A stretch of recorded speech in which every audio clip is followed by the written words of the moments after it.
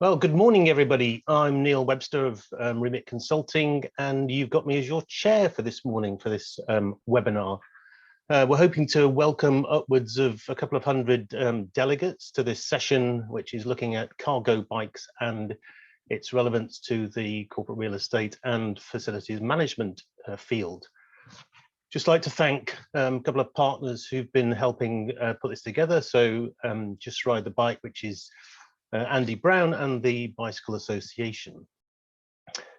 So we know that cargo bike services are expanding, and that we know they're more efficient and better value than vans and the like. However, how is this impacting in relation to real estate? We see organizations who've included supply chain logistics and commuting services within their ESG strategies. And we also know that it's becoming more important to local authority planners and commercial property sector. We saw that only recently with Active Travel England becoming a statutory consultee as part of the planning process. So that's good news for us. And the research that we did for the British Council for Offices has shown that some landlords and developers and facilities managers are increasing and embracing loading and parking facilities for bikes and cargo bikes. So what have we got for you? So we have a panel of 4 people, and then we'll have a Q&A session. As you can see on the screen there, those are the speakers. But before I get onto that, there's a couple of things that are sort of in the pipeline which are relevant. So we've got some standards being created by the UK Cycle Logistics Federation, which is part of the Bicycle Association. And we know that Transport for London has had a cargo bike strategy in the pipeline. So those are in the background there. So there have been some questions in advance, but I would encourage you to post questions in the Q&A box. And I stress in the Q&A box, not in the chat, please. So what do our panelists think about the real estate industry and its response to cargo bikes? So we have Samantha Tharme from the City of London Corporation, who are doing some good work. Leigh Gravenor, who's a consultant at MP Smarter Travel. Simon Hayman, who's the Regional Director for Bouygues Energies and Services. And Chris Dixon, who I think will be known to you, who's the Chief Cycling Officer from Pedal Me. So please do get your questions in as we go along. They'll be saved up until later on. But without a further ado, I'm going to hand over to Samantha from the City of London Corporation.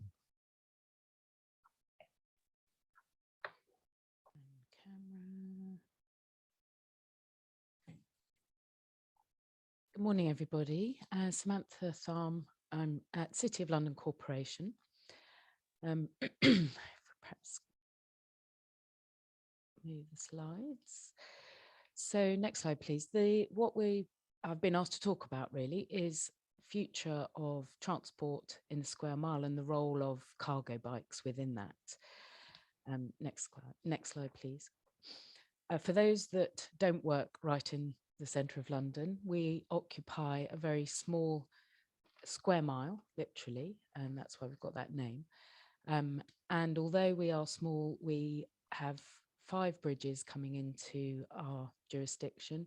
So we're a major crossing point of the river. So we've got some of the critical routes into and across London come through our patch.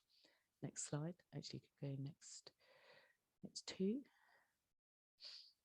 And one of the issues for us is that we're very dense in the square mile. I think we've got, for the square footage and number of people commuting in every day, we've got just under 500,000 people travelling in every day and only 8,000 residents. So we're dealing with quite a high flow every day, but also that means we're having to service the buildings that are in there that make up that extremely high density. So the challenge for us, if you go on to the next slide, please, where we want to get to, what's our vision? Next slide.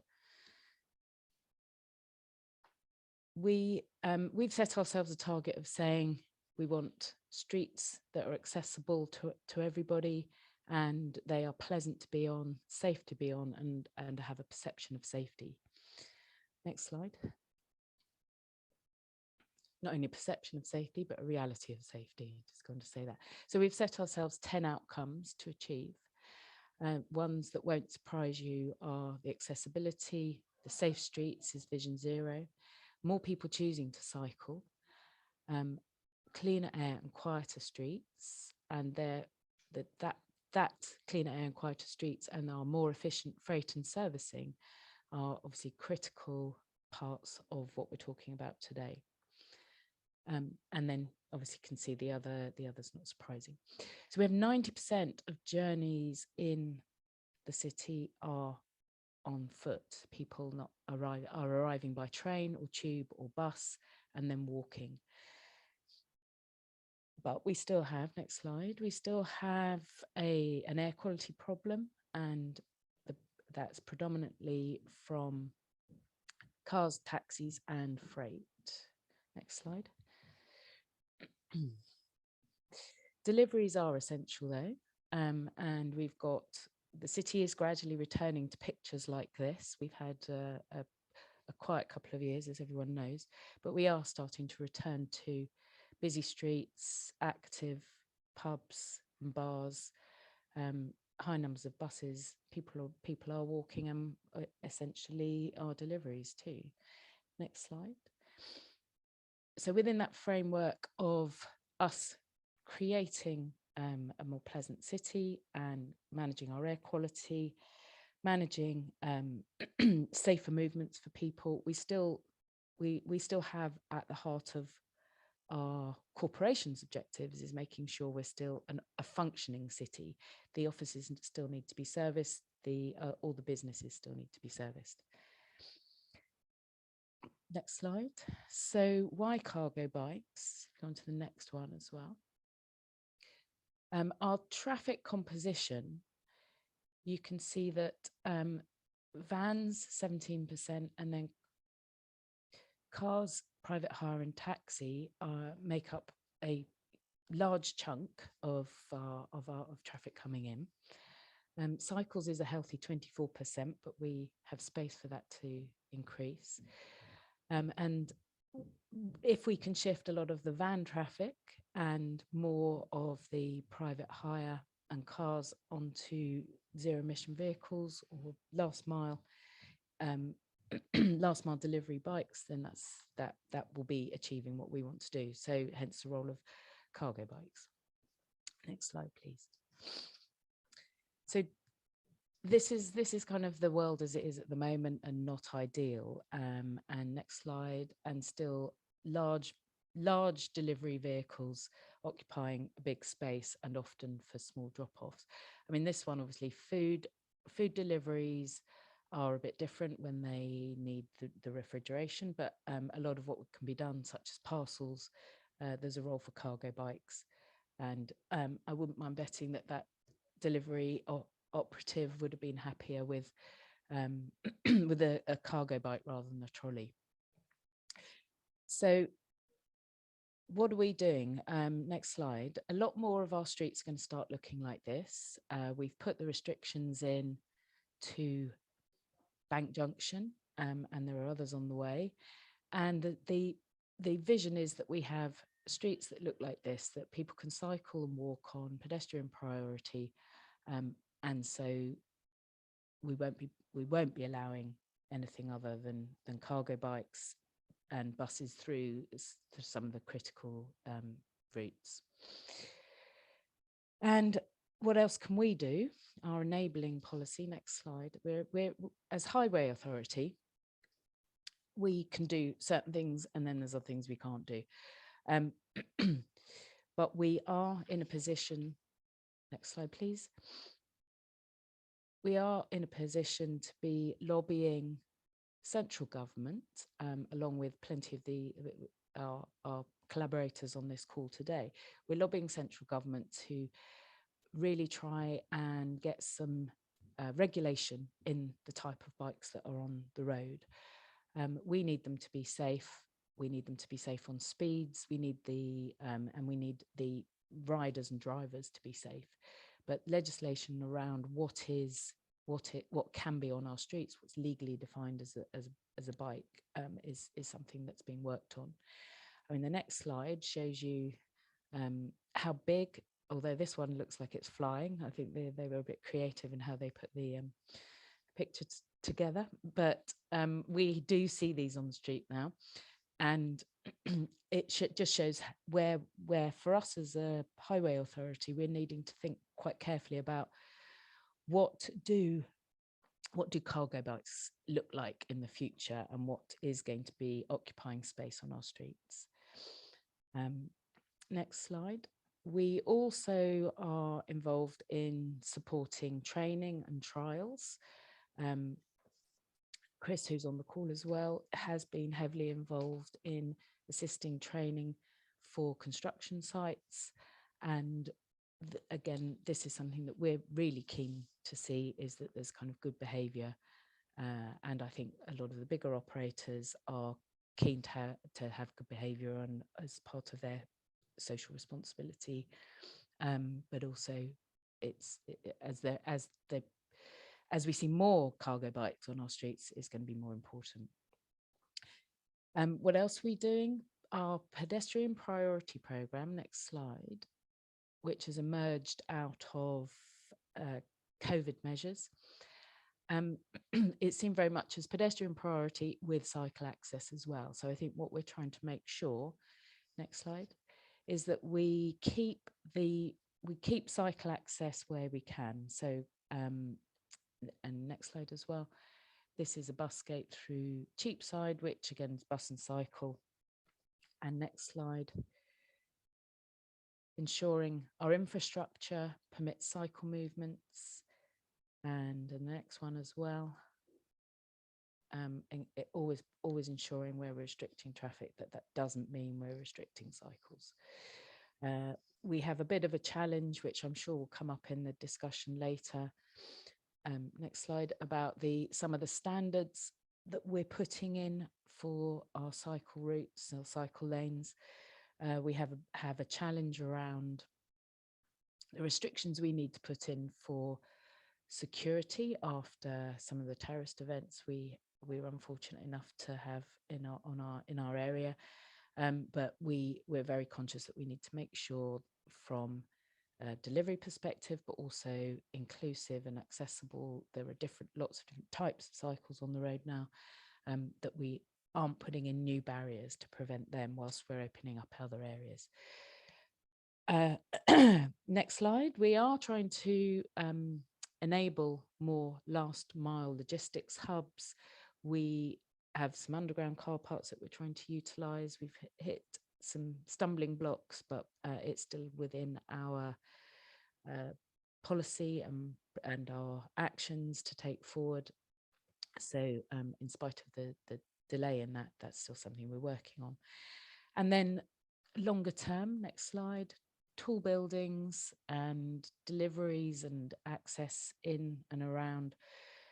We think it's really important that we have the right cooperation and collaboration with building occupiers, with the planning conditions we put in when we give planning permission, and that starts to facilitate and prioritise more access for cargo bike deliveries.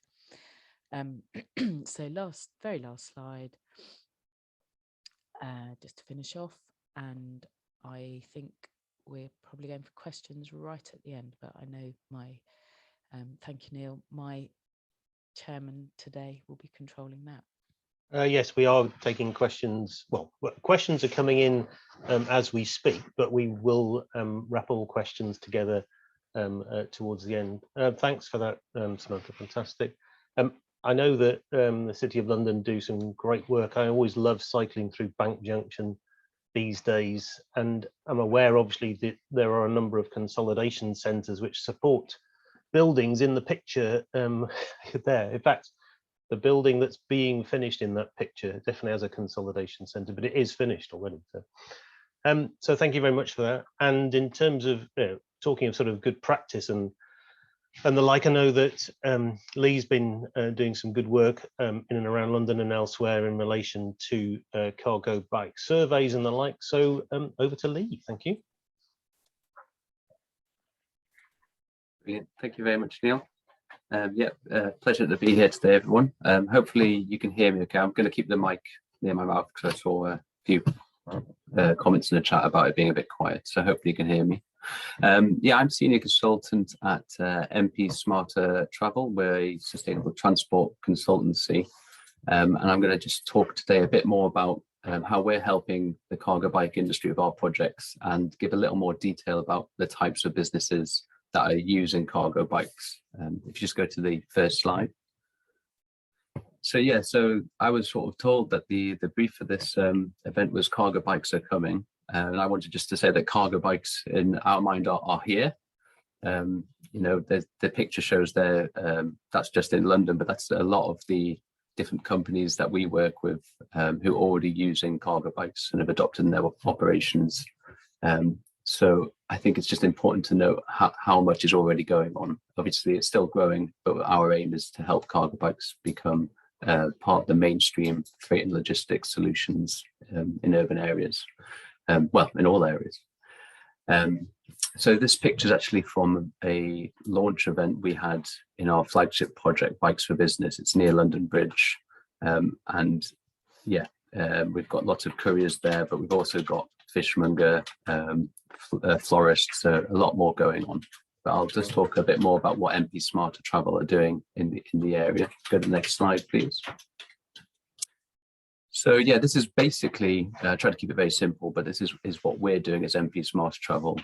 We run a number of projects with business improvement districts and councils, trying to promote use of cargo bikes within freight logistics. So on the left there is my colleague Ted, engaging with a business that's in Hammersmith and Fulham. We talk to businesses, we understand what their operations are. It's not like one solution fits all. It's they do various different models of operations, so it's about understanding what's right for them.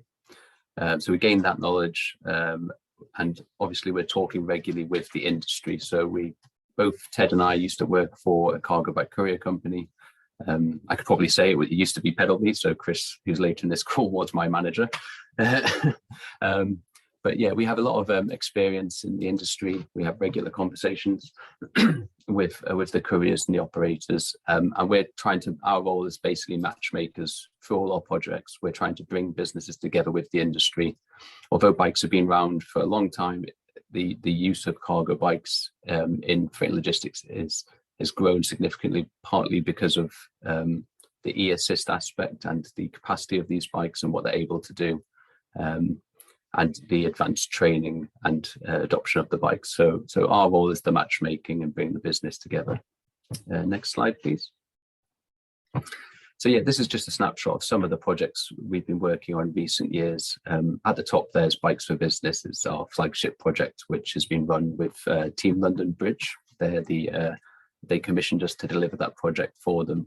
Initially in 2019, it was very much just the Team London Bridge area, but in 2021, it got expanded to a wider area, including new partners like Southwark Council, Better Bankside, Business Improvement District, Blue Bermondsey bid, and other bids in the area. So that's been going on for 3 years now. It's in its last 2 months, that project, and we've engaged over 1,000 businesses. So when I say engaged, that's actually having calls, email exchange, meetings to understand those businesses' operations and get them to understand how we can help. What we do in our projects is we have one-off subsidies because we don't believe in an ongoing subsidy. Our one-off subsidies designed to reward a company for switching from using vans in their operations to using cargo bikes. It's paid at the end of a 2-month trial, and we hope that that 2-month trial gets them used to using the cargo bikes in their operations, gets them used to that new way of operating, and then that they go on long term to continue with that switch. The switches can be, we've helped businesses buy bikes. So in the Bikes for Business, we've currently helped 24 businesses buy bikes. But the majority is helping them switch to using a third party. So that could be using couriers, it could be switching to a wholesaler who delivers by bike, it could be switching to using a tradesman that rides by bike. So the fact that we can offer so many different options to businesses that are right for their particular needs is really useful in our projects, and it gives an opportunity to support the whole industry. And then just another note in our projects is, once we've helped a business buy a bike, say in Bike's business, we helped a window cleaner buy a bike, we then go on to promote his or her business into the future. So it's that nice circular support for the industry, that we've helped them buy the bike themselves, but then we help other businesses use them. Next slide, please. So Samantha touched on this in her presentation about the different types of cargo bikes, and I thought it was important to mention because the industry is developing so quickly. A lot of people now, when I talk to them in central London, they know what a cargo bike is. There's plenty of parts of the country and with different businesses where they still don't have an idea of what a cargo bike is, or they have a preconception. I think when we're talking about how building managers, facilities managers interact with the industry, that they have an understanding of what's might be coming into their loading bay or delivering to their building. There's different types of trikes. We've got top left, there's an IKEA trike, which has got solar power. But equally top right is another trike used by Mango Logistics Group. They're a courier company based in London, and that's a vehicle which has got huge front tires, more like a car, and it's big box on the front rather than the back. In the center at the top, I included a picture of a pedal me trailer doing a delivery of flowers. Now that's a 6 to 7 meter long vehicle, and it's still legally allowed to use cycle lanes. Obviously, Chris will tell you that their riders go for a lot of training before they get an opportunity to even ride that bike with that trailer. But it just gives you an idea of the kind of space needed and access requirements of some of these vehicles when they're going into loading areas. Equally, that middle picture is a smaller, more standard bike that a tradesperson might use. And bottom left, finally, is the one that Samantha had pictured in her presentation, which is an EAV. Those are 4-wheel cargo bikes made in Oxford, and there's over 200 of those now operating within London. They've been bought by all sorts of different companies, and they still can legally use bike lanes, shared space, because they are limited in terms of their electric assist. They meet all the regulations currently set out. So just to give you an idea there of the different types of cargo bikes and that people can be expected to turn up at their buildings. Next slide, please. Yeah, and I just thought I'd list, I've mentioned a few already, but this is really to give you an idea of the different companies that are already using cargo bikes. So I said cargo bikes are here. These are all the different industries where cargo bikes are being used. You've obviously got people like Amazon, the online retailers, office suppliers, caterers, couriers. I won't go through all of them, but there's some very poignant ones for the audience today, I guess, with waste management services, FM services. We'll hear from Simon in a bit. Construction companies as well, like we saw in Samantha's slide as well. So, and that picture there is actually a butcher in Bermondsey who we helped buy a bike for, and he cycles that himself around to local restaurants delivering meat. And because it's a very local economy, he doesn't need freezing capabilities because it's all very short trips. So yeah, next slide, please. I thought I'd just, I think in the industry, it's really powerful to tell stories about the use of cargo bikes, because I'm talking to businesses every day in my projects, trying to engage them, convince them to use cargo bikes. And a lot of the response I get is, oh, that couldn't be carried on a bike, or it's not right for my type of business. And I think more and more now we're getting really strong case studies of businesses that have taken the leap and they're finding success with using cargo bikes in their operations. So I thought I'd pick out a few. On the left there is a Genuine Dining, who are a London-based catering company. We actually helped them buy this bike to deliver their catering to offices around central London. And as you can see, they're doing 4,500 miles per year with their bikes now in London. And they've given very positive response for their riders and for their business for using the bike. That central one is a company called Recora, who are actually a preferred supplier for waste collections around London Bridge and Better Bankside. But last year we were speaking to them. They actually have an arm of their business that delivers sustainable office supplies. We've matched them up with a ZFI, who are a courier company in London, and they've been using them to deliver their office supplies around the area. And in 2 months, they avoided over 500 van deliveries, which again gives you the idea of the impact that's possible when you switch to cargo bikes. And finally, on the right is First Mile. Now, we didn't help them buy that bike, or we haven't introduced them to businesses yet, but we're in conversations with them because we really like what they're doing.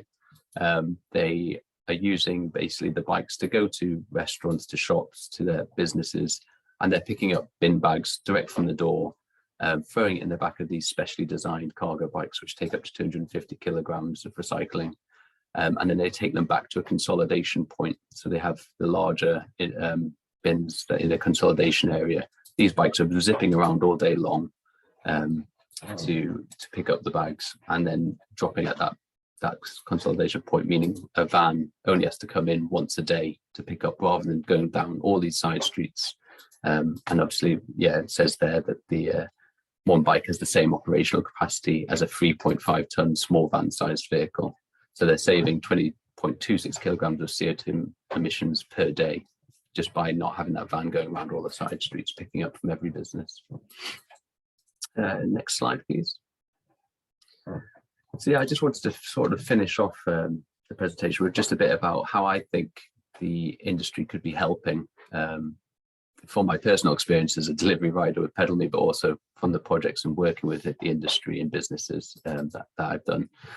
These are just some key points I picked out. So storage, top right picture there. A lot of buildings now, they've traditionally had storage for standard bikes. I think more and more catching on to the fact that their staff may be arriving with family bikes. They might have a cargo bike for the family, but also that they might have deliveries coming in by bike, or operators. So we saw City of London converting car parks for space. They could be consolidation hubs. They could be areas where bikes are stored and charged. So again, that's my second point about charging. If you bring your cargo bike to work or your e-bike, you want space to charge the battery. Loading and unloading is a key point, that third one. I think the bottom picture is really interesting. There are a lot of our loading bays are designed for larger vehicles. This one in the picture, clearly there was a step up for maybe a vehicle with a rear loader to just pop the back down and just walk in. This delivery rider's come on a bike trying to do the right thing, but there's the difficulty of carrying heavy loads potentially up steps or into difficult spaces. So yeah, I think that's really important to consider when designing buildings or when thinking about cargo bikes turning up. Get a link to that is the access as well. Do you have a ramp where cargo bikes are coming into the same space as large lorries? Is it sort of safe to mix them? Are there rider facilities? Are there places for riders to go to the toilet to get warm? I mean, as a delivery rider, I know how sometimes you turn up at a place, you'd be asked to wait outside, or you wouldn't be allowed to use any facilities. You're just delivering. And as a rider, you do get cold. You don't get to sit in a heated cabin. Training. I think this is training for staff receiving deliveries.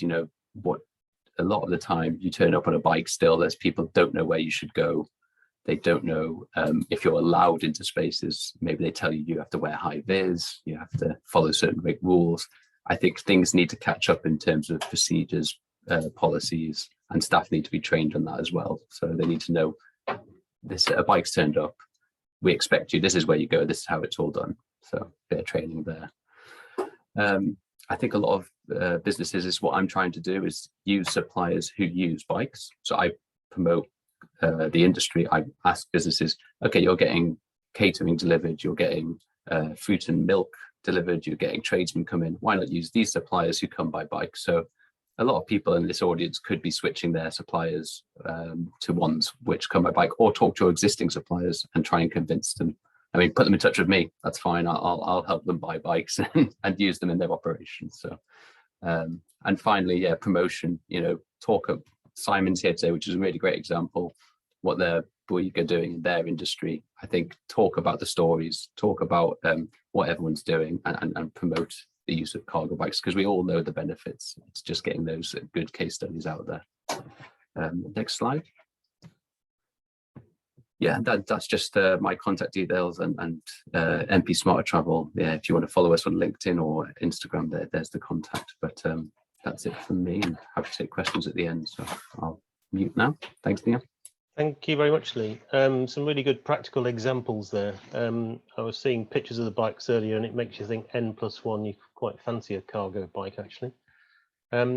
Hopefully people on this will now have picked up the theme of how we're going through our 4 speakers. We're increasing our practicality of being involved in doing the riding, but Leigh's just broken the mold because he said that he was a rider as well. We will get to Chris at the end, who's on the bikes. But our next piece is from Simon Hayman, whose organisation Bouygues are practically using cargo bikes. I think it's across the UK, but Simon will tell us more, because we were a little bit London-centric so far. Thank you, Simon. Thank you, Neil. Good morning, everyone. My name's Simon Hayman. I'm the Regional Director for Bouygues Energies and Services, as it says there. I look after the healthcare sector for Bouygues in the UK.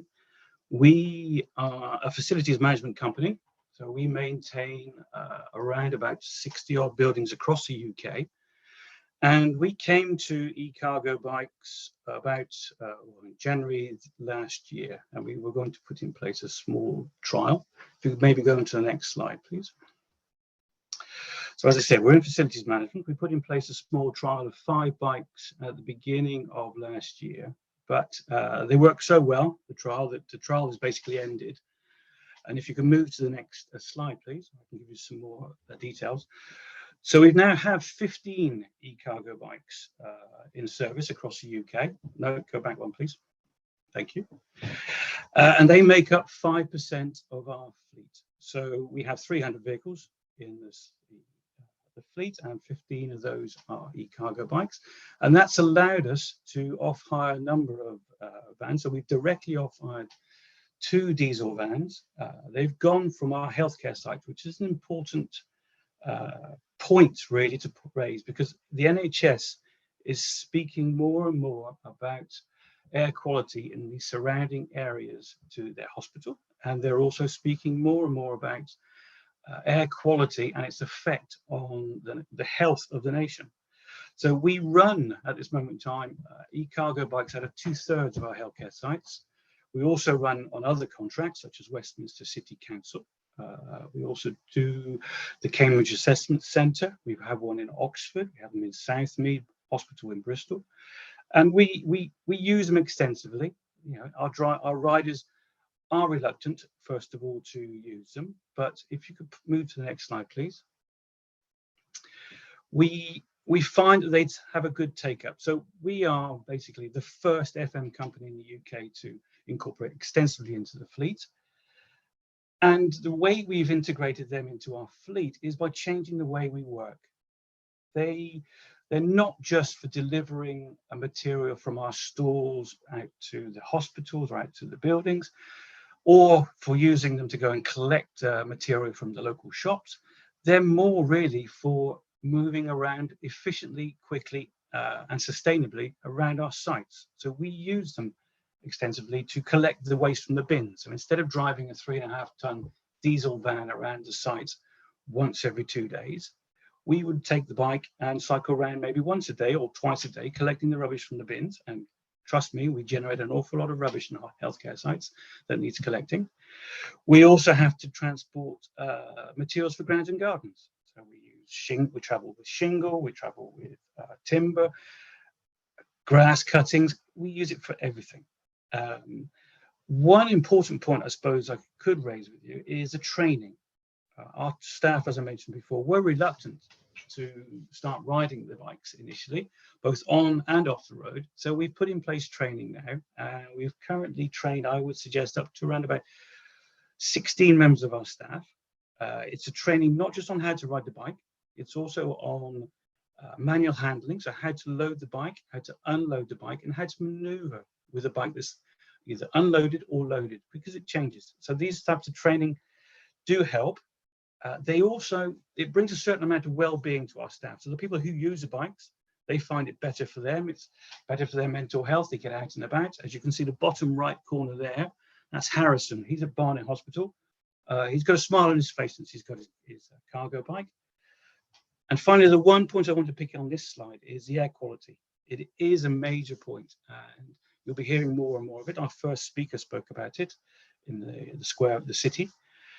It is a big deal, and the more we use these bikes, the better they are.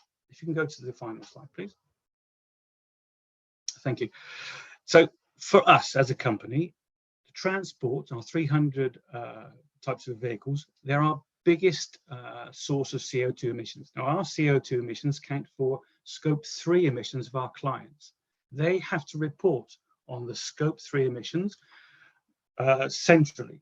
So we have to give them all the data that we have of how we generate CO2. So if we can reduce that CO2, all the better. So these reduce those emissions. We're making a positive change for our clients, and we're making a positive change for our staff, our supply chain, and our clients. We've even started now on one project in North Mid Hospital. We've even started to encourage our supply chain to make deliveries on either cargo bikes or electric vehicles. So once you see the bikes in use, people do pick them up, they do take them up, and they do use them. So from our initial trial of 4 bikes, we're now at 15, so it can be done. That's the end of my brief presentation. On to the next, please. Thank you. Thank you, Simon. I think that gives us some more practicalities, and it's good to see the adoption within the FM industry, given that that's the topic for today in the main. I guess I should introduce Chris by saying he's got hands-on and feet-on experience of this, and I'm sure he'll bring this to life in a very good way. So over to Chris. Thank you. Uniformed up. My name is Chris Dixon, and I am known as the Chief Cycling Officer of PedalMe, which is a somewhat grandiose title. I did co-found the business, but essentially I'm a courier and I'm a cycle trainer. So you can see here in the first slide, just sort of a quite extreme example of the potential of cargo bikes. So here we're moving a brass band on car free day. They are, our bikes are incredibly versatile. They move people as well as things. And next slide, please. I'll just sort of give an introduction into PedalMe. So yeah, we're a courier and delivery service. We use cargo bikes to their maximum potential in order to remove as much van traffic and therefore carbon as possible.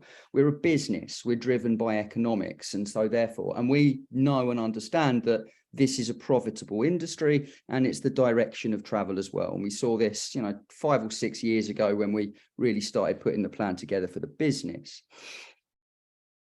Our loads and the space in which they operate is the roads. There's dynamic risk there. Traffic provides dynamic risk, and our loads are a dynamic and not static risk. So we offset and mitigate this risk with comprehensive third-party kind of verified professional training. It's been verified by the city and guilds, and we'll go into that later.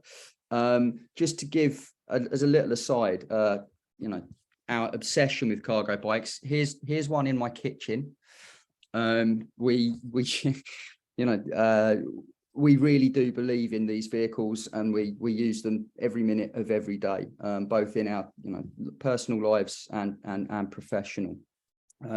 Service has an operating radius of 9 miles from Waterloo, so we offer a service that goes a long way more quickly than vans can.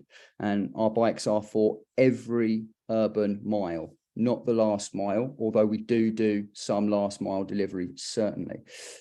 Could we move 2 slides forward, please? I've reordered this slightly.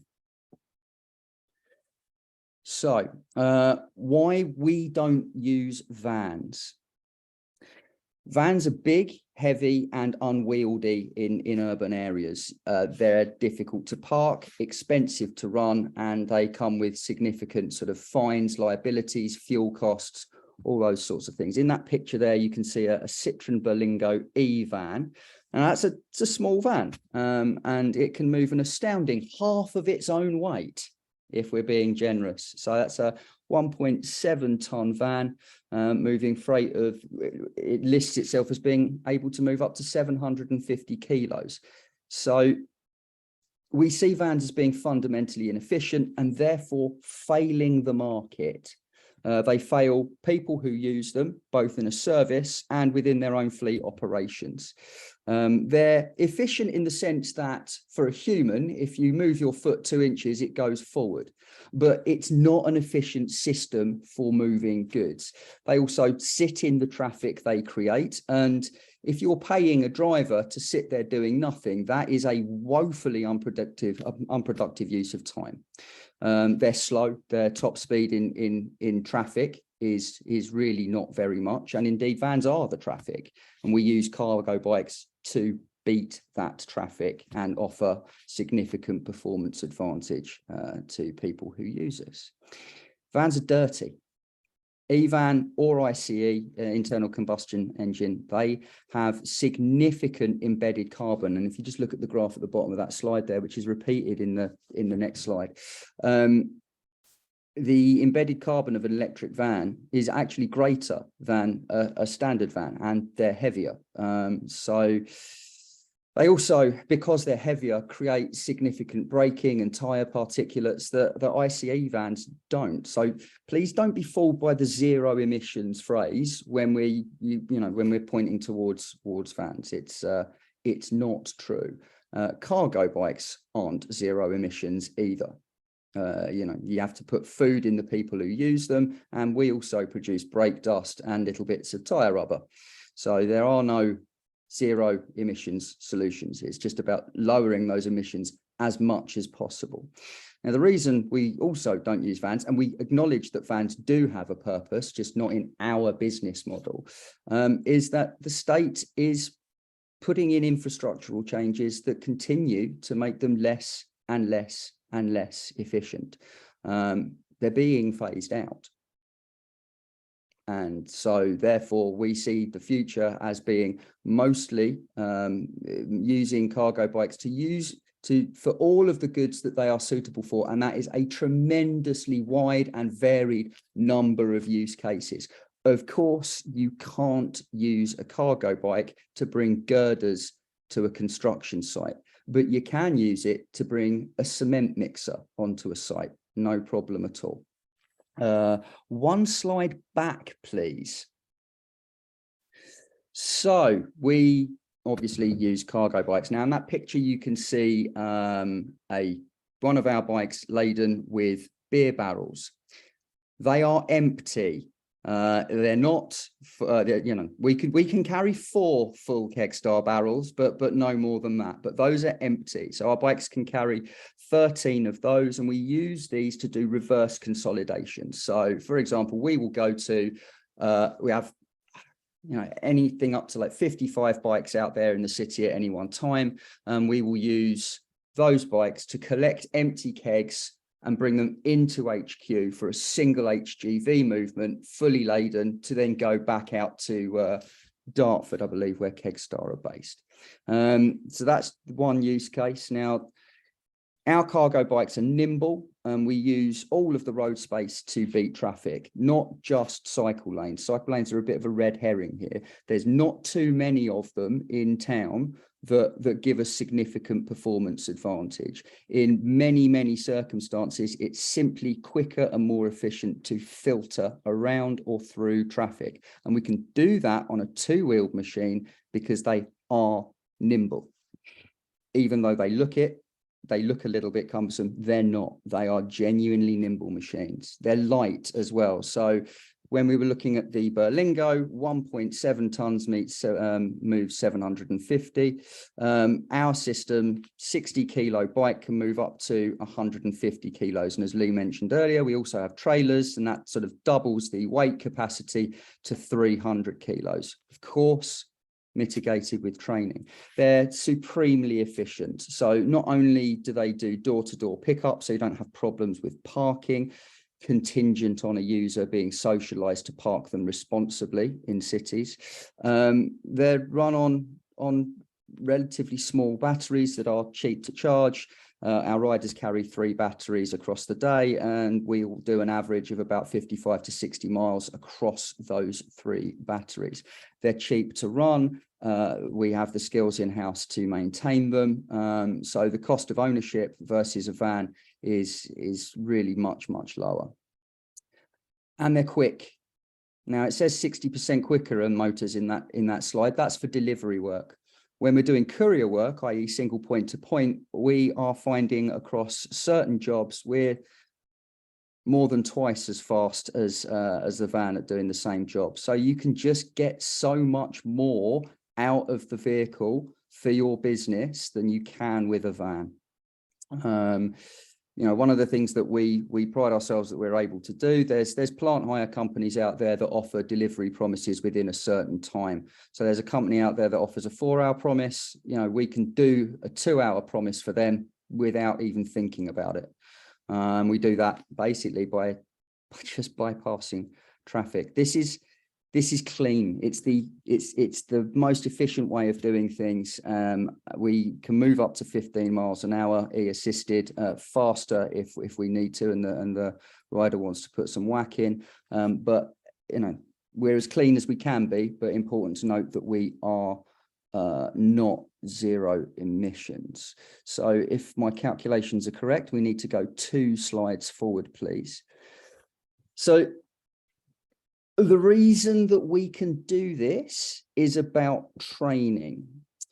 You need, or we need as a business, to be able to justify the claim that we can beat vans. And that's just not with speed, it's with carrying capacity. We make sure that our riders can do that through our proprietary training scheme. It's proprietary, you know, it isn't available elsewhere.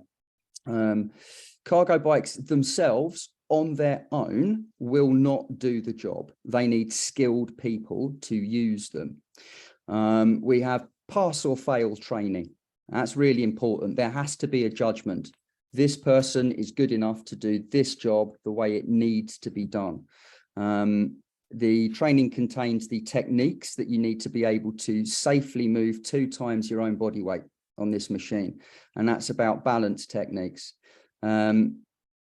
We need that mitigates risk. You can't have people just running around willy-nilly on bikes untrained. And that's for 2 reasons. 1, significant public risk.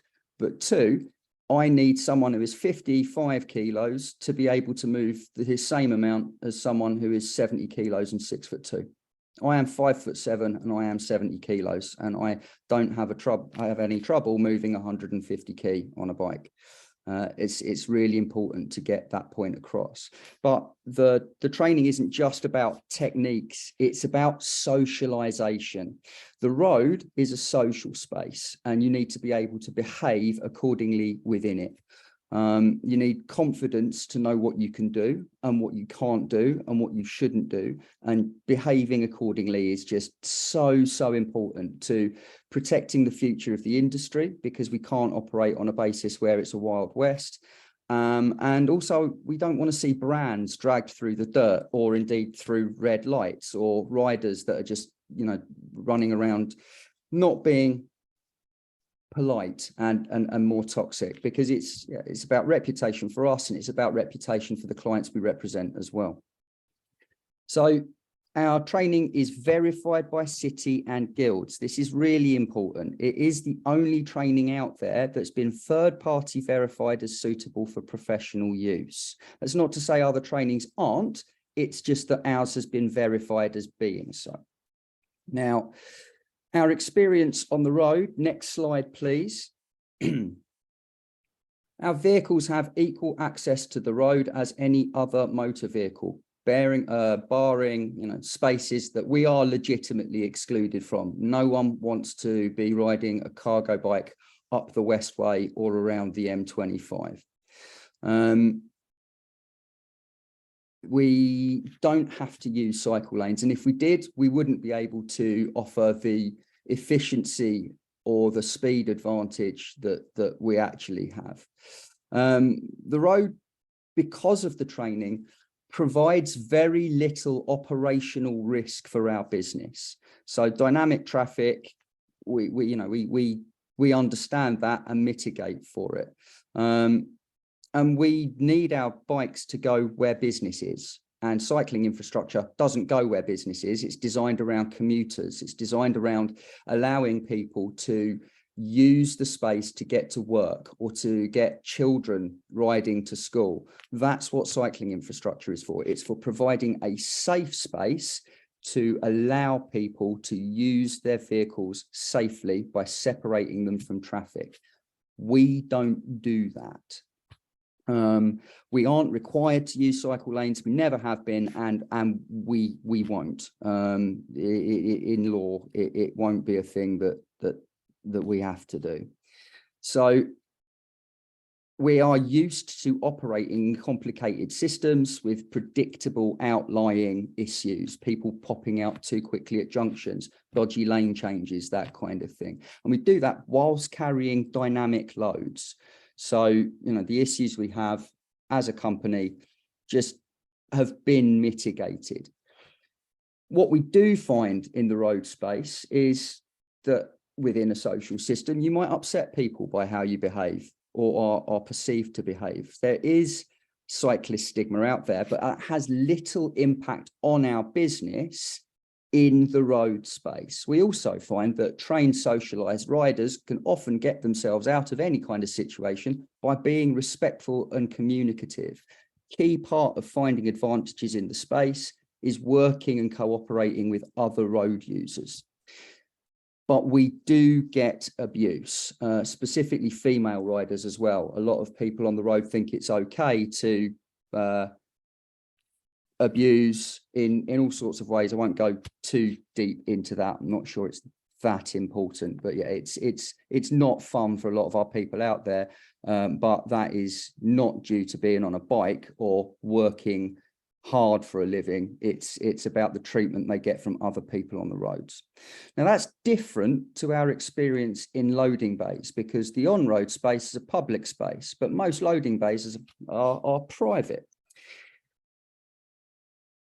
This presents the business with problems. So to break down the social issues, there is, as I've said, a stigma towards us, and that does actually limit our business in private space, in business growth. Now, some of the stigmas that are attached to cyclists are not unfair.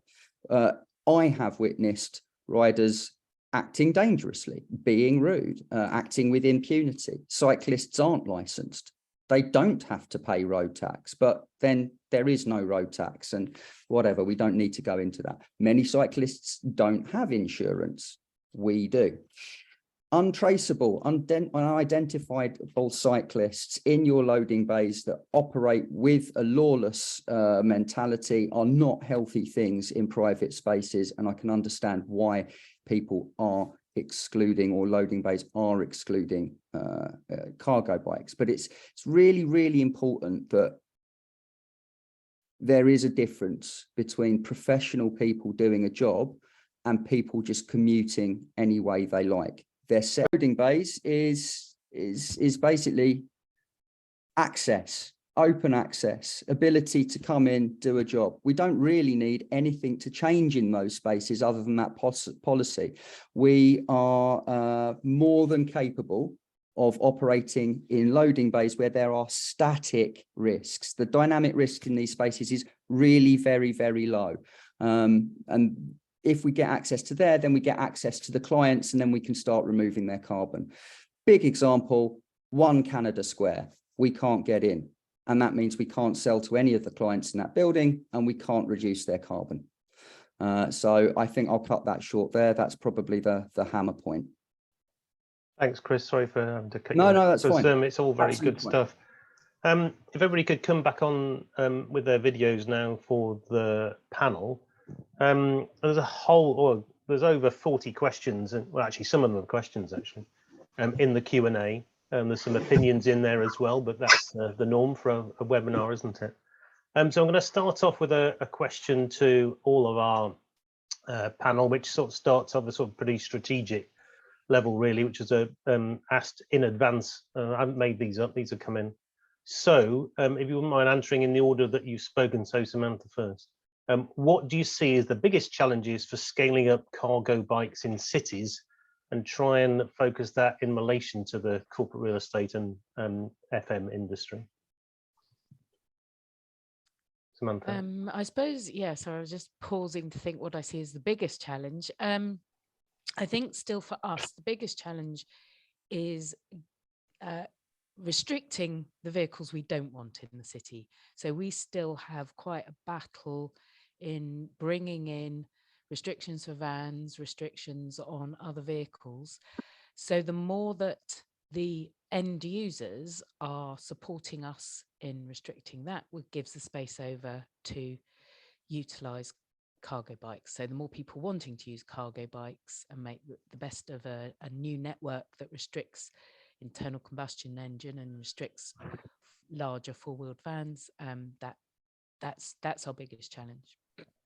Thanks. I'm sure if we all saw what the City of London was doing elsewhere, then we probably might not be having this discussion. But anyway, Leigh, any views? And again, I'm really trying to get as non-London centric as if possible. Yeah, apologies. I should have mentioned that we're doing a project in Brighton as well. So we are out of London, and we're keen to do more out of London. So that's a key focus for us. I think obviously from our position, our projects focus on educating people and bringing industry together with business. So I think for me the biggest challenge is understanding from businesses who may have heard of cargo bikes, may be interested in using them, but just don't have that understanding of what bike do we need, where do we go to buy it, what training do we need, how does it fit in our operations. There's still so much that people don't necessarily understand how to make those first steps. There's a lot of hand holding. Do we need insurance? Do we need regular maintenance? What kind of maintenance? What does maintenance look like? There's the skills, the knowledge to make use. And some people are trialing it, but I think there's also the adoption as a serious solution. You know, some businesses, they'll say, "Oh, we bought a couple of bikes, we're doing it," but it's sort of an add-on. So I think there's that understanding and getting to that point where it's seen as a serious freight solution. So there's a communication piece, training piece, awareness. Yeah, and I think the case studies I obviously brought up, I think those are key, is showing those industry leaders who are doing it and helping them be the shining lights. Simon? I suppose for us, it's safe and secure storage for our bikes. It's having the place to store them when we're using, when we're delivering. And I think Leigh just mentioned it there. It's having someone coming out to us to service the bikes. We can't take the bike anywhere for a service. It needs to be serviced where it is. They're big old beasts, and we just can't cycle them into town to get them serviced. So having a system where people come out to service our bikes, that's something we're looking at. And we've been struggling to find that.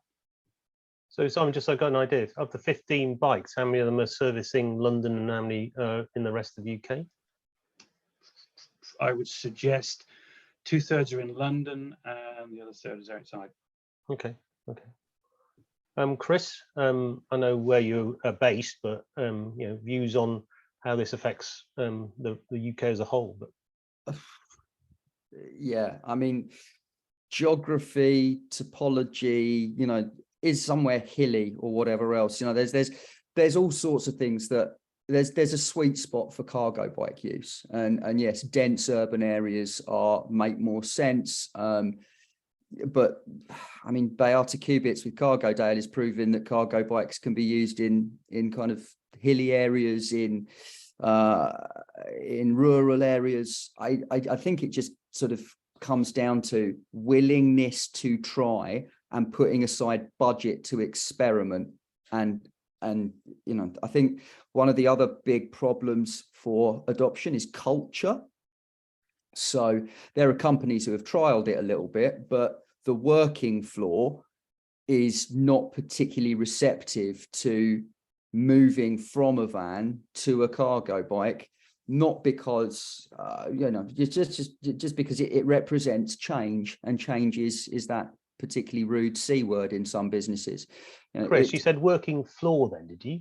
Yeah. Oh, do you mean FLAW, not FLOOR? FLOOR. So, you know, yards, I'll call that the working floor. Oh, I'm with you. So, you know, a yard where they operating completely around vans, you know, there'll be pushback against making changes, which is justifiably human response to the unknown. Yeah. And it's just, you know, trying to work with businesses to overcome these things. So it's not about getting a service in like ours. It's about getting a service in like ours to work with that business to show them how it can be done, and then train and teach them and overlap, and then leave them to it. And I guess one thing about something like the City of London is it's so compact that actually, if you see this happening in practice, actually, you know, everybody's gonna, well, a lot of people will see it because it's down there, it's at the sort of, you know, human level.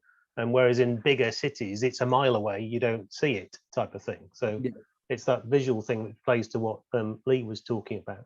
Seeing is believing. Yeah. So thanks for everybody to having a go at that one. I've now got some questions from the Q&A that are sort of, let's say, panelist specific. So I'm going to work through one at a time. Samantha, you referred to some changes, I think.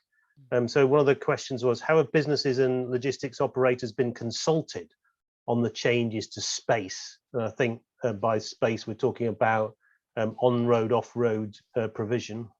Yeah.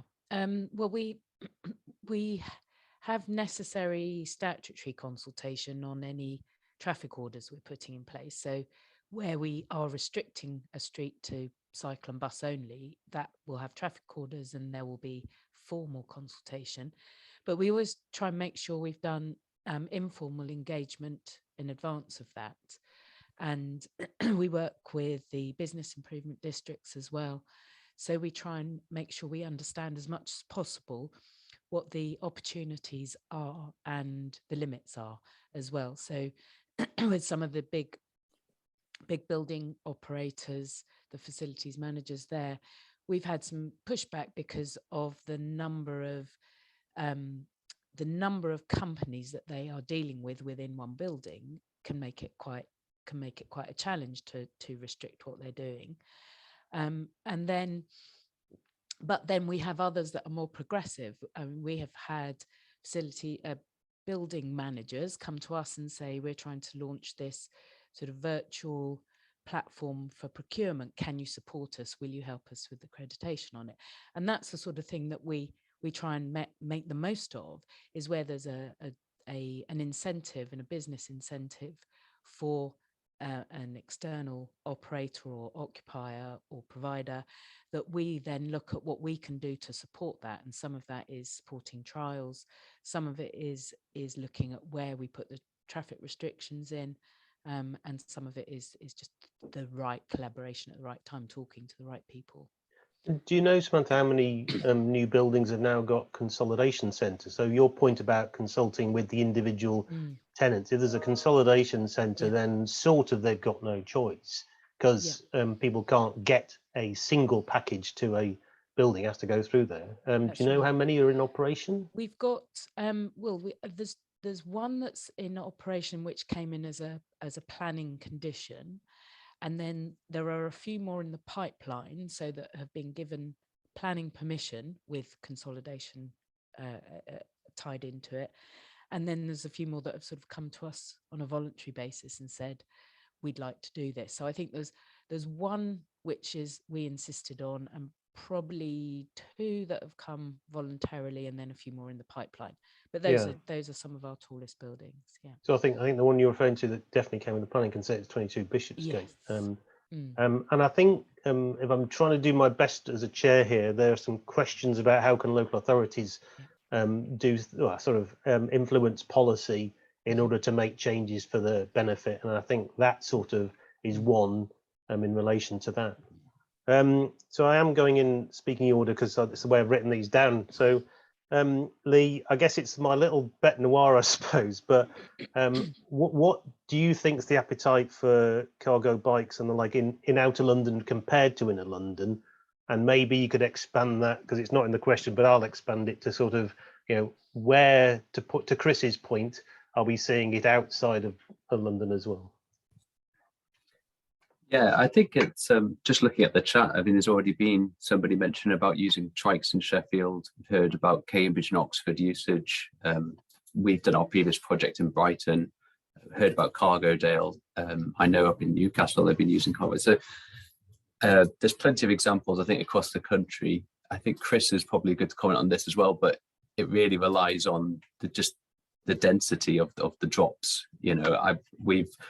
We've started in September last year work with Hammersmith and Fulham, who I know they're not an outer London borough, but do feel a bit further away from the centre. And then also year before that we worked with Brent to do a cargo bike project there. And the issue is a lot of the cargo bike couriers, for example, the operators will focus on areas where the majority of drops are, where there's a density of their business. So they will stay in London's case, in central London, a lot of the time, because it doesn't make sense for them to do one drop out in Brent and then have all the dead miles coming back in. So that is one issue, is building up that local economy, having enough business to sort of develop a operation. And that goes for couriers, but also tradespeople as well. I think as long as you do all that work up front and identify potential suppliers, potential interested businesses, you can develop these things, but you need that bit of impetus up front before you launch into the operations, and that's the kind of thing that our company would help do and are doing, is making sure that there's people who are aware of what a cargo bike is and what it can do. So yeah, I think that's my view on it. Yeah, it all links to another question actually, and this is more rhetorical to you in a way, is there a minimum population or demographic profile for a town for a cargo bike business to operate it economically? So I saw that question. Yeah, it's 161,000 and a half. No, it's not as easy as that, is it? Yeah. I'm gonna come to Chris in a moment on something else. Ask Chris that question. Yeah, I will. Ask Amazon that question. Well, true, if they were on. Yeah. And again, doing the linkage bit, there's that bit in relation to, I suppose, I don't know, I'll leave that one for the moment. So someone has just mentioned Waltham Forest in the chat, which I think is another good example. Well, I think it's always regarded as the holy grail, and good job Simon Monk's not on, because he'd be doing some klaxon warnings. But there was some seed funding again that went into that sort of setup, and that has partly led to why it's been successful, that the council supported it. There was seed funding. Chris, do you want to come in on that? I mean, I'm now sort of really going one at a time, but if you've got a point on that, please. Waltham Forest is an excellent example, and the work that they've done with Zedify is thankfully a great example of how a state body can work with a private business to make something work. It has to have density. If you are setting up a consolidation hub, you've got to work with the service directly that you're going to have running it to fill it with business. Building ramps for access and having a space for consolidation is fine, but you've got to fill it with jobs to do. And if you're inviting a service to do that, then that service has to have clout. So it's great for someone like Amazon because they already come with work. So they'll identify a site that they want to use because it strategically makes sense. But if you're offering a site, then if that doesn't make strategic sense to the operator, it's very difficult for us to justify the risk in taking it on board. Yeah, there's another question coming up, which I'm going to put to all of you in a minute, that links to that. It shows how all of our people asking questions are actually listening to what's being said, which is excellent. Simon, there is a question about, I'll say what the question is, but I'm going to turn it round. And the question was, why are you the only FM company doing this, actually? So I'm going to turn that round to say, what is it that other FM companies need to be doing, or what is the trigger that would make this happen more often, more readily, and more widespread in the country? It's probably publicising them more. I'll be honest, whilst I might be a cyclist, I wasn't too aware of e-cargo bikes. So it must be that. It must be publicising their use more. The more we talk about it, the more people will take it up. We've written some case studies on how we make them work. There is always a reluctance with the team when you give them the bike. There is a reluctance to use it. So it's raising awareness of their potential. I think that's really all you can do. Seems to be a theme evolving, that one, as Leigh's raised it as well. So the question for you then, Chris, sort of relates back to your point about Waltham Forest and Zedify, and without giving your IP away, what are the tools for navigation that allow for efficient deliveries, that extra miles aren't being driven or ridden by organizations? Technology doesn't exist yet. Go on. What technology do you want then? Okay, so well, we're not giving away our IP to suggest that we're writing it. So you've got two issues here. You've got delivery work and you've got courier work. So courier work is on demand. So that's much more difficult to predict. So routing for that, that's challenging. And that is basically staying on top of Google Maps plus your own experience in your brain. And as a courier, you grow in experience and you get better and better and better. The delivery side of things, the postman model, now there is software that exists for that, plenty of it on the market, that will kind of route plan for each individual rider, and you just kind of follow that. It's kind of that difference between time sensitive urgent work and non-time sensitive non-urgent work. And yeah, so software for the latter is easier because the kind of computations needed to be done aren't in real time, so you just work it out beforehand and then just follow a route. So it's interesting you say that what you require doesn't really exist in its perfect form yet. No, yet I think the outside world probably thinks it does. Nope. So and I've seen another question that what your answers sort of prompted, and that is, how does the cargo bike model fit in with all of the other logistics piece? So this could be to anybody now. So when do we get to that sort of, it's almost that technology platform for delivery that applies to cargo bikes needs to be applied to the whole of the logistics industry, such that a property is being delivered to effectively, efficiently, with reduced carbon, etc. Am I just wanting a perfect world? Chris first. Thanks. That's a huge question. Well, this is a huge panel. Yeah, I mean the general logistics industry is monstrous. You're talking like, I think it's the courier express parcel sector is worth, and this is before you've taken in-house logistics for services like plant hire into the question. That sector's worth 2 billion a year in London. In London alone. It's a monster question to be asking. That's my role. Like to see, yeah. And if I had the answer to it, I'd certainly not be in this panel here. I'd be drinking on a beach somewhere. It's a huge question. I think standards is the thing that's kind of stopping greater uptake. Bodies like the Bicycle Association are beginning to the UK Cycle Logistics Federation, European Cycling Logistics Federation. We're all sort of developing this conversation on what to present to government in order to put regulations and structures and frameworks and training in place so that people can start to make the changes. like there's the kind of number of ways of skinning each particular cat are many and varied, and you've got manufacturers throwing different vehicles in for different solutions. You've got the state working out whether or not it needs to change infrastructure or whether or not it's good enough as is. You've got businesses who are locked into a way of working with all the corporate agility of someone, you know. So much of this still represents risk of change. So it's just an ongoing process. I don't think there's any particular sort of silver bullet to solve the problem. Just know that there are vehicles out there that can significantly aid. We've just got to believe that they can make the change.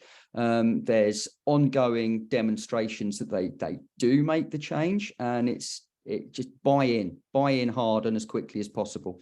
So I wasn't expecting a binary answer, Chris. So, and in order to just give a little bit of time for Leigh, Simon, and Samantha to jump in on that one, you know, there are some other questions out there that sort of relate to this, but I think the pictures that Leigh showed and one or two others show that some of the logistics operators are embracing this. Why they're embracing it, interesting, you know, relative to your model.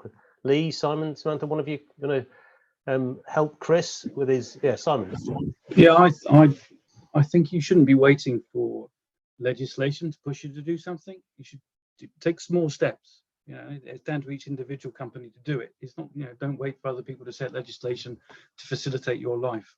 All we needed in Bouygues was a few people who were keen on pushing this, who saw the potential. There'll be a similar setup in all companies. They'll all have some people who will see the potential. Let them push it through. That's for me. That's how it works. Small steps. Don't worry about the large stuff.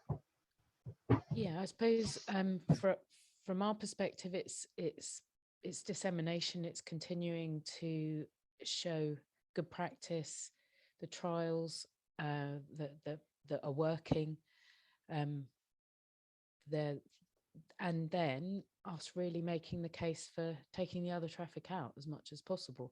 I mean, we know that there still will be a need for HGVs, but they're a small part of our traffic mix. So it's getting rid of as much as possible to free up that space, and then people seeing it as the attractive alternative, which I'm absolutely convinced it is, and I think it's where we should be heading. Do you want to go, Leigh, or do you want to pass on this one?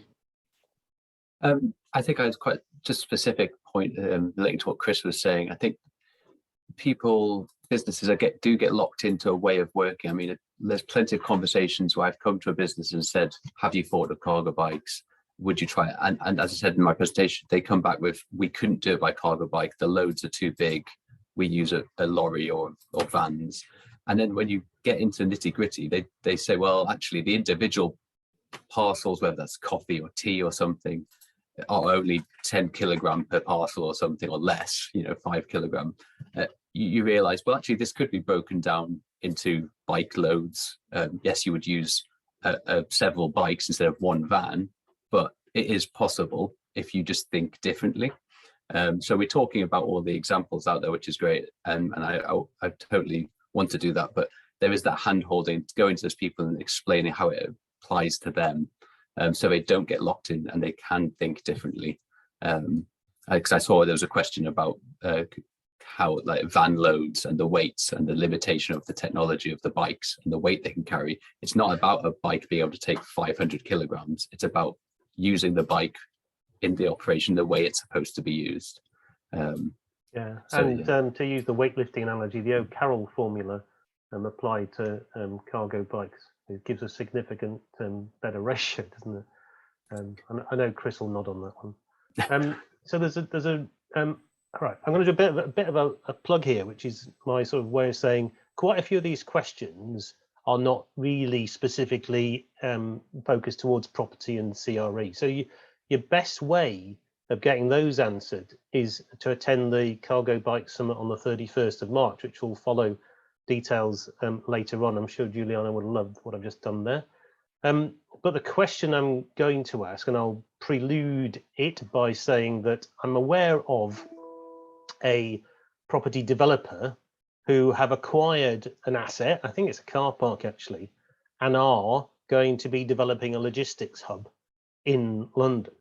So, cargo will be part of that equation. So, there are parts of the property industry who are on this and addressing the question. So related to that, the good question is, suitably placed micro hubs for transshipping of loads have been identified as key to enabling effective use of cargo bikes. What do the panel think of the challenges and solutions here? So I think it could be hub or micro hub, couldn't it? I mean, there's obviously a property component to that. Why don't we go in, well, hands up first, or I'll pick on you. Chris has got his mic open, but doesn't mean to say he'll go first. No, thank you. Yeah, he went for the big one first. So Samantha, how about you first? Yeah, I'm happy to answer that, because it is an area of work that we are putting quite a lot of time and effort into. The work we do with the freight industry is that this is exactly what they need support on, is finding locations for last mile or last 3 miles, last whatever you want to describe it as, but that the logistics movement, storage for bikes, facilities for riders, and some flexibility around storage and sorting. And but land values in centre of London are high, but I hope that what we're starting to see is that the finances work out. I mean, a lot of the delivery companies tell us they don't need a huge space, but it's about space in the right place. So we've got some vacant sites. We're doing our best to get those available, and we're talking to neighbour boroughs about the same issue, because colleagues in neighbour boroughs are just as keen as us to make to facilitate the shift to freight onto cargo bikes and other low impact solutions. Yeah, and before others just jump in, from a real estate perspective, the change in value in asset classes recently means that some are more valuable than others and some are more in demand than others, and therefore some, as in logistics, which has been a bit of a peaky market recently, can afford to dip into asset areas that it wouldn't have done before, as in more central locations potentially. Leigh or Simon on this one? Leigh? Yeah, I just think Samantha's covered a lot there. I think it's just one thing I kind of really wanted to pick out on was the rider facilities. So, I've seen a lot of different operators and their setups. Some are working out of railway arches, others in car parks, multi-stories that have been converted. There's hubs and then there's hubs, I guess, a consolidation site and hub just for storing bikes, just for sorting parcels, and then the riders get out and deliver is one thing. But, rider facilities are key. They go out in all weathers. It's cold, it's hard work. To have a rest sort of point is really important. Facilities for teas, coffees, making your lunch, and also places where you can have private meetings potentially if there's any issues that you have. I do think that's really important to note when looking at spaces. And just on that as well, Thursday night, the University of Westminster are doing a report launch. This is a bit of a plug, that the Good Work report. It's an event they're doing, and that's all about career employment practices and rider welfare, and that's something which I'm going to be highlighting from Thursday onward, I believe. But just some really useful piece of work that University of Westminster are doing there. Thanks, Leigh. Before Simon, sorry, go on, Chris. Yeah. Very quickly on that, it's good that riders have facilities, but they can't be too comfortable because they've got a job to do. He's a hard tax. No sofas, good coffee machine, decent toilets, off you go. Before I come on to Simon, coffee. I'm going to do my again, which is linked to a couple of other questions that take the segue. So it's quite interesting that there's a question around about these sort of last mile logistic hubs. Given the number of people on this webinar that I know are from local government, how much can local government do to assist in facilitating, or certainly in terms of planning, opening up the ability for developers and investors to and operators to invest in? That's not really the question, Simon. It's more of a bit of an extra on top of the question about logistics or micro hubs. Any other comments on them? Yeah, I mean, for us, it's not really, micro hubs are not really something that concerns us because ours is business to business delivery. So it's really encouraging the use and the take up of cargo bikes by our supply chain. It's not really the last mile delivery that they're what I'm worried about. I want them to deliver from their stores, we're normally local, to us. So having something in between doesn't really work in our model. Okay. It's just basically making it easier for other companies to take up cargo bikes.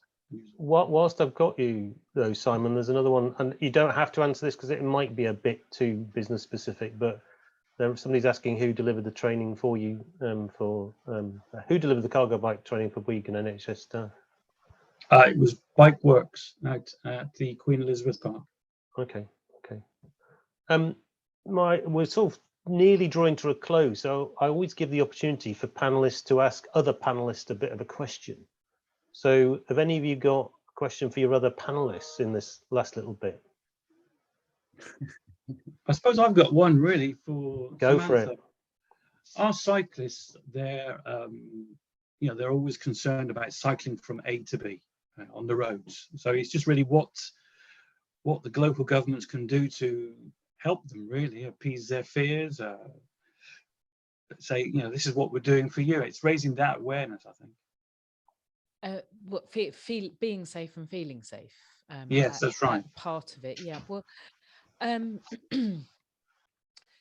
we offer training, and there is government-funded training, which does help people understand the best position and way to behave that makes them the safest. That's quite important.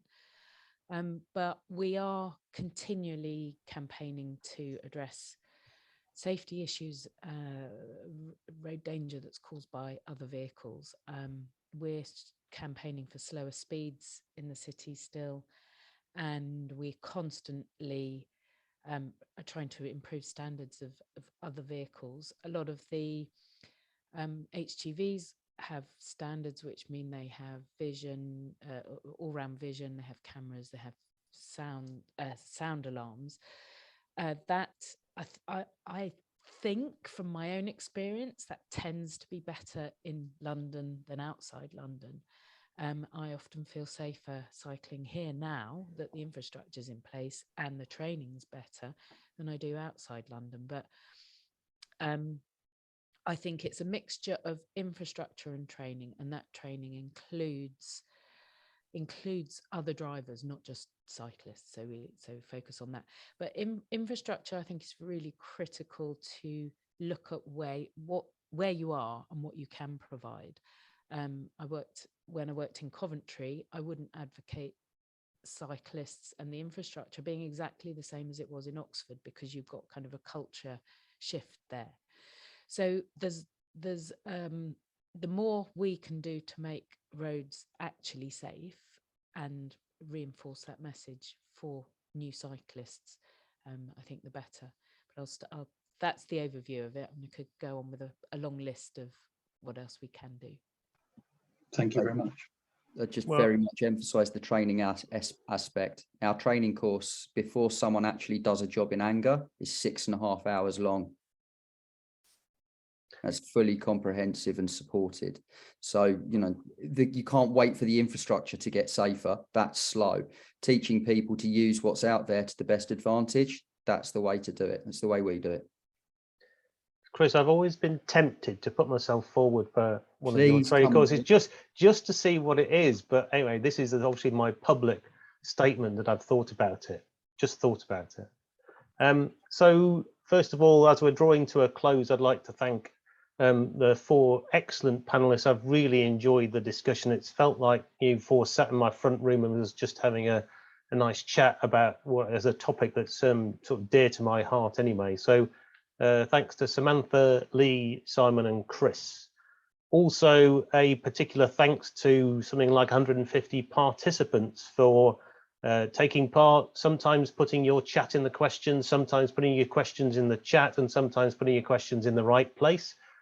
Fortunately, we managed to find where the questions were and have asked them.